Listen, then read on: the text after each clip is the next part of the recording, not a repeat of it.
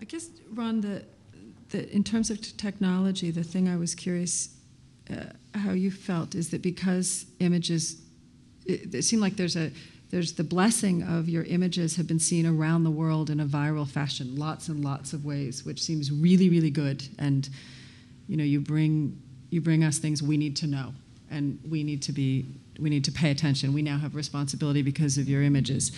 And part of me worries that we have to curate so much now, and yet you can get it out. How do you feel as a photographer? Do we find the right things that we need to be paying attention to, or are we finding the right things?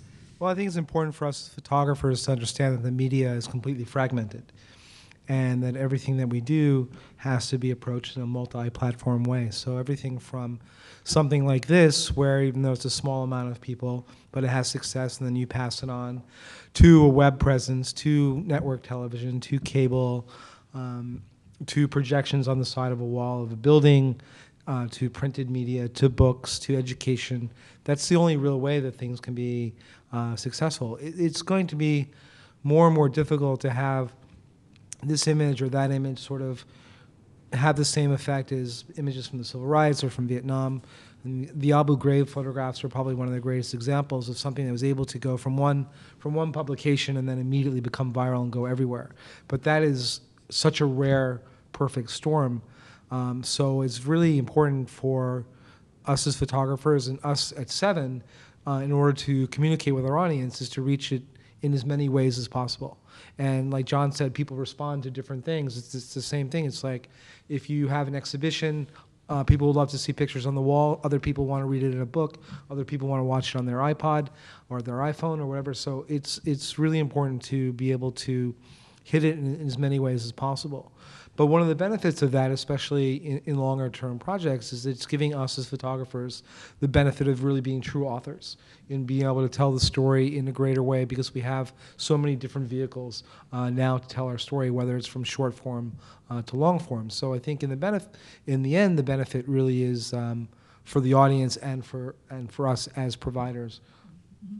Noelle, since your job is dependent upon that audience, that the advocates are reaching and that Ron is reaching, do you assume that your constituents are seeing this stuff everywhere? Do you want them to be seeing it everywhere? I mean, you've talked about how it's helpful, but do you sort of assume that this technology has changed the information they're getting? It definitely has, and I think that's part of, John sort of touched on, alluded to sort of changing demographics.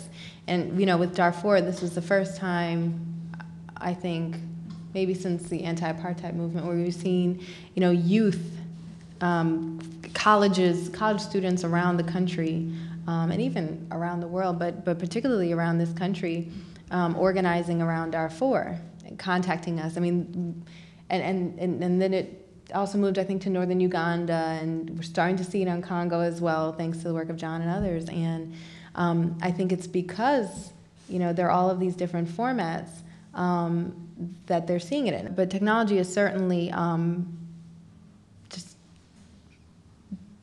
blasted this into a completely different stratosphere in terms of access.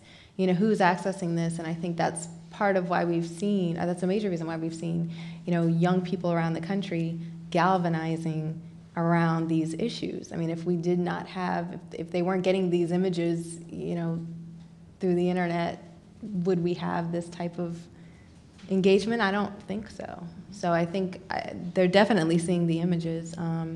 There's another example. So we started getting calls in about 2001, 2002 about child labor in West African cocoa fields. And there was I can't remember the publication, but there was this huge spread in some publication back in 2001.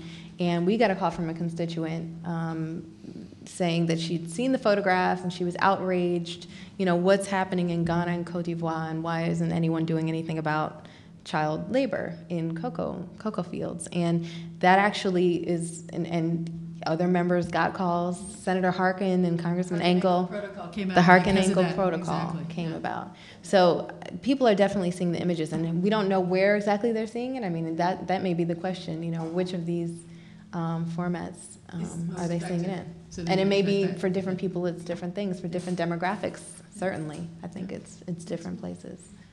Kids are growing up much faster, and I think that there is a great need to educate them in the way that the world works and how they work in the world. And I think that makes them better global citizens as they move forward. And I think the photography can play a very big role in it. I think when you look at the concept of high schools teaching about genocide, it usually stops at the Holocaust, and they're looking at the black and white photographs from a long time ago. And when you start showing them color photographs from today, from Darfur, from something like in Congo, or from Bosnia, or from Rwanda, they relate to it in a completely different way. And it's real, and it's in their time span, and their interaction with it, and the lessons that they learn from it are completely different. I mean, when I was born, the day I was born, I think there were 3 networks, television networks. There was no internet.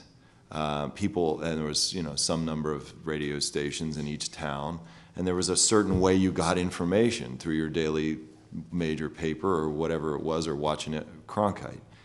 And today it's an explosion. It's all very, very demand driven.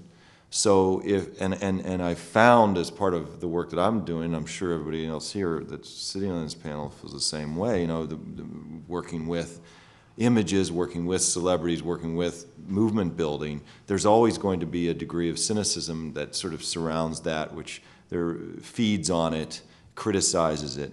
But what I don't really no longer pay attention to that, because the countervailing force is so powerful. It's that demand that keeps coming, particularly from young people who have a million choices every morning when they wake up of things they can look at, view, care about, spend their time doing, and so many of them make the choice, remarkably against all odds, to invest their time and energy in trying to contribute to the anti-genocide movement, trying to help figure out a way to stop child soldiers, trying to relieve African debt. It's unbelievable to me.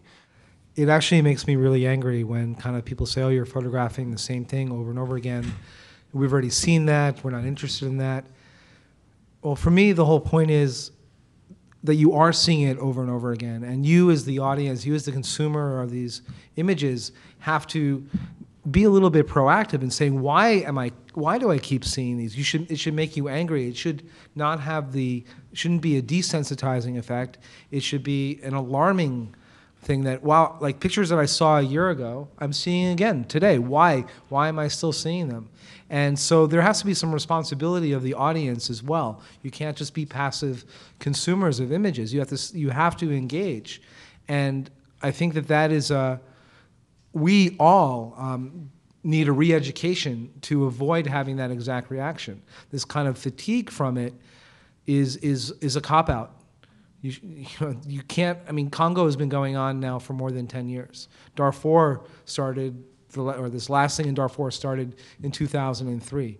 And it's not like, oh, well, Darfur's still going on, I already saw that. It's like, why is Darfur still going on? Why is DRC still happening? So you have to flip it around. It's really important, and it's your responsibility and my responsibility as viewers of these images and readers of these stories to say, wait a minute, there's something wrong here. And that's why Marcus and myself and other members of Seven and other journalists, we keep going back. That's why John keeps bringing crews to Darfur and to Congo. It's like, yeah, you're seeing similar stories, but that's the whole point. Why?